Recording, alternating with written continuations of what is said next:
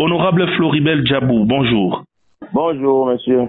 Vous êtes l'élu de l'Ituri. Récemment, lors de la plénière au niveau de l'Assemblée nationale, vous, le député de cette province, vous aviez boycotté la dernière plénière en rapport avec la prorogation de l'état de siège dans cette province. C'est quoi la vraie raison? Nous venons à peine des vacances parlementaires. Nous avons constaté beaucoup de difficultés sur le terrain, sur le plan sécuritaire, parce que à l'heure où on devrait voter la loi sur la prorogation d'état de siège, il y avait des théories à court. Si nous avons boycotté, c'est simplement parce que il s'agissait d'une loi. Et une loi, avant d'être votée, doit être soumise à des débats. Et lorsqu'on nous a dit qu'il n'y aurait pas les débats par rapport à cette loi-là, on a dit que cela ne pouvait pas marcher parce que nous avions justement des informations précieuses à donner aux décideurs pour qu'ils comprennent mieux si oui ou non l'état de siège pouvait continuer. Dès lors qu'on ne nous a pas donné cette chance-là de pouvoir nous exprimer et de donner des informations qui peuvent aider l'autorité qui a vraiment décidé de l'état de siège, alors ça ne servait plus à rien. Nous sommes des élus, nous avons des informations à donner par rapport à ce qui se passe en Ituri sur les plans sécuritaires, et si on ne veut pas qu'on en parle parce qu'il faudra qu'on proroge l'état de siège, alors nous avions compris qu'on n'avait plus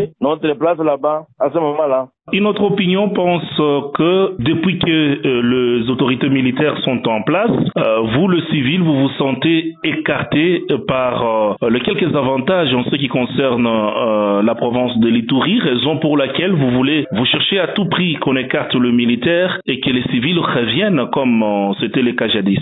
Moi, je suis député national. Moi, je vis de mes émoluments. À quoi devrais-je envier le gouverneur militaire de l'Ituri? Je vais l'envier pourquoi? Je vais l'envier pourquoi? Nous avons les privilèges d'avoir été envoyés par le chef de l'État pour aller servir les miliciens en 2020, je crois. Et en son temps, il n'avait pas une telle ampleur d'atrocité. Alors, dire que c'est parce qu'on a envie d'argent, non. Moi, je suis un député national. Nous avons ce rôle-là de dire ce qui ne va pas sur tout le territoire. Donc, il n'y a pas question. Peut-être il y en a qui a vu l'argent. Moi, je n'en sais rien. Mais je n'envie pas l'argent. Je suis pas de gouverneur ou quoi. Je n'envie pas du tout. Mais tout ce que moi, je voulais personnellement, c'est qu'on a débattu. C'est une loi qu'on doit voter. Et la coutume ou les us, on voudrait que l'on en discute d'abord, qu'on a débattu. Et nous, c'était une occasion précieuse pour que nous puissions donner l'information, comme je l'ai dit auparavant, aux décideurs pour qu'ils prennent une bonne décision. Mais l'occasion n'a pas été donnée. C'est pas question d'argent. C'est pas question d'argent. Je pense que l'Assemblée nationale nous donne ce que nous avons besoin pour bien vivre pour le moment. Même ce n'est pas assez, mais le peu que nous avons, nous pouvons nous débrouiller avec ça. Ce n'est pas question d'argent, mon frère. Et ce sera quoi comme suite en rapport avec cette situation? Et non, mais maintenant, c'est déjà trop tard. La loi a déjà été votée. On a déjà prolongé l'état de siège. L'information que nous avions ne sert plus à rien. Maintenant, on attend les 15 jours. Peut-être dans les 15 jours à venir, si on peut revenir sur ces informations, on les donner à ce moment-là. Maintenant, c'est plus utile. C'est déjà passé. Voilà. L'autorité a loupé l'occasion d'être informée correctement.